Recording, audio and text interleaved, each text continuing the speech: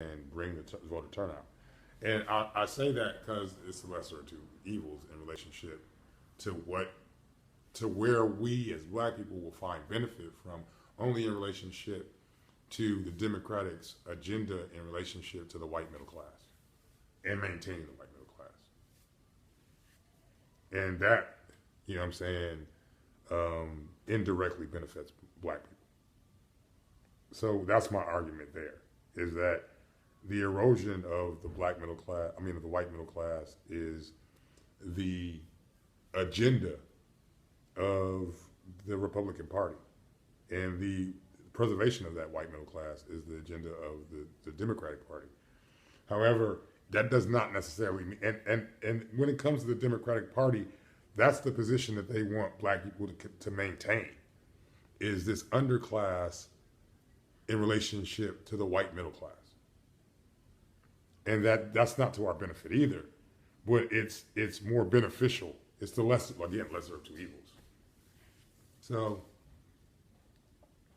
you know,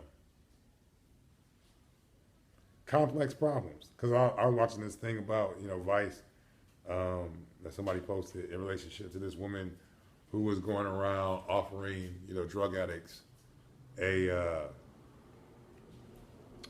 money, cash incentives to get, you know, to become infertile, or what's the word? Fucking sterilized. There you go. Become sterilized, you know, chemically sterilized or whatever, which is a position of has been a position of the liberal, you know what I'm saying, whites for generations. It's eugenics, you know, and it's just an excuse to engage in eugenics. And she uses the complexity of the problem of drug addiction and children born to drug addicts as a justification for her crusade. Because at the end of the day, you can't give a logical reason why drug addicts should be able to have babies. You just can't. There's no logical fucking argument for that shit. Well, they're women and they have a natural right to have babies, and you know, fuck the actual health and the security of the child. It's all about the woman's right to have a baby. That's ludicrous. That doesn't make sense. And that's why. Brittany posted it, and she wrote over it. On the surface, it sounds great. On the surface, it's a beautiful. But underneath, it's a very sick fucking goddamn behavior, and it's rooted in sick behavior. You know what I'm saying? And it's and the rate in which the community that she's going with, because the way in which white communities deal with drug addiction and the way in which the black community deals with drug addiction are entirely different. Whites generally are like, okay, even with the tough love whites, we're gonna try some rehab. We're gonna put a kid in rehab. A couple of nigga, you got a drug addiction in your motherfucker. Nigga, they kick you the fuck out, and you're gonna find whatever drug counseling you get as a result of fucking being kicked out and going in and out of the system. It's entirely different how we handle drug addiction in our communities, and that's based upon the wealth divide between our two different communities, and again back to that epistemology. You know, the pseudo epistemology that our group uses versus the more authentic, still pseudo epistemology, because their epistemology is supported by, their psychology is supported by an epistemology that that promotes white supremacy, which that is not an authentic epistemology because it's not.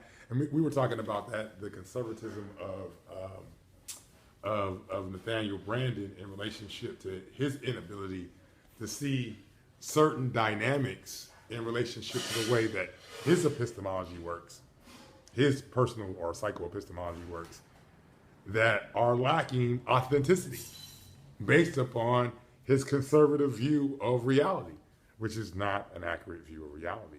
It's a fucking, you know what I'm saying, maladaptive view of reality. You know, he suffers from some of the same uh, social metaphysical fucking traits that he speaks about.